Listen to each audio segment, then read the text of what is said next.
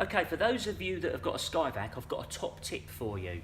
Now, you may be at a hospital, or you may be at a stately home, or an industrial estate, and usually, or sometimes, or mostly, them sort of facilities do not have what we can call a normal gutter line. So in other words, where the building comes up and you've got a half-moon gutter bolted onto the side of the building.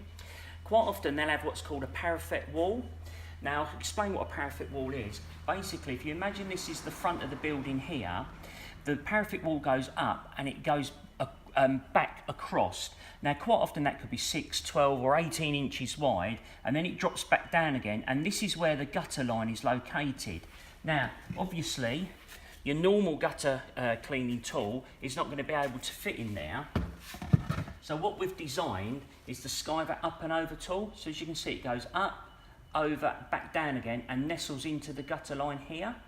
And it simply connects into your SkyVac clamp pole. So this is the tool here. It's an aluminium tool. It's very lightweight. It drops into there. You pull the clamp over so it's nice and tight.